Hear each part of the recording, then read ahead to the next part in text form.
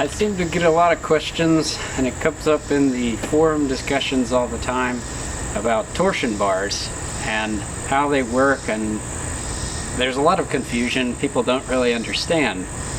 So I figured I'd make this video, just my thoughts on the matter and sort of how I've got my truck set up, but also I'll be analyzing a stock 1998, which is still on AHC. So that should help out some of y'all who are still on stock suspensions, who don't really want to upgrade to something of an off-roader. So we'll get into it. When it comes to the torsion bar setup on a 100 series Land Cruiser or LX470, it's all about ride height. Everything depends on what your ride height is when the vehicle is fully loaded and where you want it to be. When you lift the truck, you're actually changing that ride height, which is why a lot of kits, like the Ironman kit for example, will sell you a larger set of torsion bars that are actually a heavier duty spring. So the torsion bars are really just a big spring, but it's a different kind of mechanism to that of a traditional coilover setup. So you can still have them with a double wishbone suspension, like on the front of a 100 series Land Cruiser, but it requires that the adjustment cams for the alignment are not on the lower control arm. Let me show you why. What you're looking at right now is the suspension of a Ford F-150 at 2008. This is a double wishbone suspension with a coilover shock and spring design. But the way that you align these vehicles is by loosening this nut, and you can slide the lower control arm forward, or into the frame of the vehicle or out of it, and it changes where the tire is in space relative to your steering and everything else. But on our trucks, the torsion bars are on the lower control arms, which means that as soon as you loosen that nut, there's a load that forces it into a spot, into a location. So the adjusting nuts or cams on the 100 series Land Cruiser are on the upper control arms. Here's the lower control arm of my 100 series Land Cruiser, and you can see what I'm talking about. This torsion bar is currently under some preload. It's twisting, which actually puts a load on the arm to push the tire down and the vehicle up.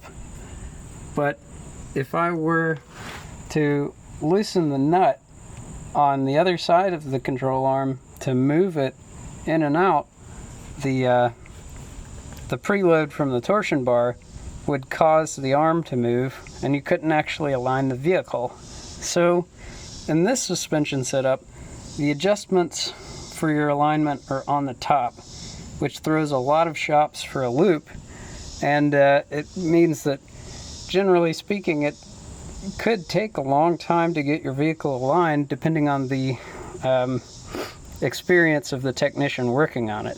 My friend went to a Toyota dealership, and it took them 5 hours to align his vehicle. These torsion bars are adjusted with there's a 30mm bolt at the back end that when you screw it in, it twists the torsion bar, which puts a load on that arm. It's kind of hard to visualize with a straight piece of rod, so using a shovel, basically what you're doing when you're adjusting the torsion bars is you're adjusting that preload. That does not change the spring constant of the torsion bar. In other words, the suspension will ride pretty much the same if you have more or less preload on the torsion bar, but as you change the ride height, you're changing how much up travel and how much down travel you're allowing the suspension to move. So when you lift one of these trucks, you really want to keep it within that 2-inch range, because if you go much higher, you're really limiting the amount of down travel that your suspension allows. factory ride height for the 100 series Land Cruiser is completely independent of tire size and all of that, which means the larger tire you're able to fit in here, it's a lift that you don't really need to worry about suspension and all that. It's pretty awesome. If you can fit a 35, I say go for it. It's the easiest, fastest way to gain some ground clearance on a 100 series. The factory ride height starts at 19.75 inches from the center of the hub to the bottom of the fender. Those are, of course, converted from metric dimensions, but currently I ride with 21 and 3/4 inch ride height from the hub to the fender. In the back, there's a 3/4 inch rake. So it starts at 20.5 inches, that's factory ride height for the rear, and I'm riding at 22.5. I think I already said it once, but I'll say it again. Everything depends on your ride height.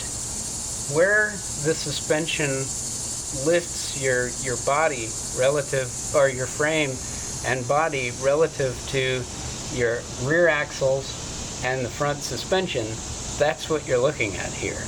You want to make sure that you have that number in mind. Load the truck up with all your equipment, take some measurements, and if it's not quite right, you need to get a spring that can handle that weight, or re-index your torsion bars. You can also switch to a different torsion bar if it's not heavy enough. So if you're running on AHC torsion bars, you may need to switch over to a Land Cruiser torsion bar so that you get a little bit more spring rate. It's the same with the back. The springs in an AHC truck are not designed to support the weight of the rear weight of the vehicle. They're meant to supplement the AHC hydraulic system. So if you change out the rear springs in an AHC truck for those that can support the weight of the vehicle, you're actually ahead of the game if you have a lot of extra weight. That way the AHC suspension will be operating within the recommended pressures and everything will be happy. The AHC torsion bars are much smaller in diameter compared to the Land Cruiser and other aftermarket torsion bars.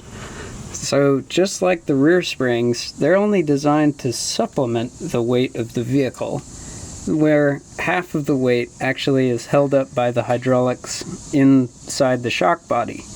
It's a really cool system because it means that you're able to run the softest spring possible, which means a lot of up travel and down travel that's retained, but you still have the factory ride height that you want. In my opinion, if I had a relatively lightweight truck that I only off-roaded once or twice a year, I would absolutely keep the AHC system in it. Now this part might get a little bit controversial, but I've actually swapped out my Ironman torsion bars for some OEM Land Cruiser torsion bars.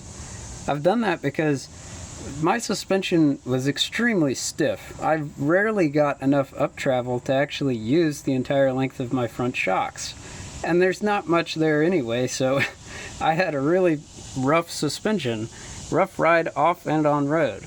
So I swapped these out and I'm able to actually get some of that up travel back. I had to re-index these torsion bars, which means that I rotated the splines on the back here, a couple of splines, maybe 3 actually, so that it's starting from a different point and I'm able to put more preload on that torsion bar. My truck has its fair amount of suspension issues at the moment, and I'm actually eventually going to upgrade, well, basically everything in the rear end. I'm not too satisfied with the Ironman shocks, especially for a 7,600 pound truck.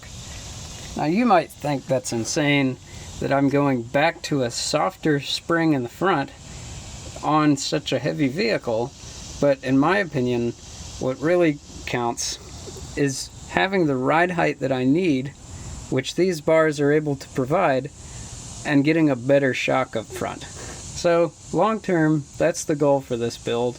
But right now, you know, I'm sticking it out with these Ironmans and seeing what I can do. At the end of the day, once again, it's all about your ride height. Figure out how much of a lift you want to add to the stock suspension and go from there. You'll figure out pretty quickly which torsion bars are right for you, that allow the most up travel and are able to support the weight of the vehicle on flat ground.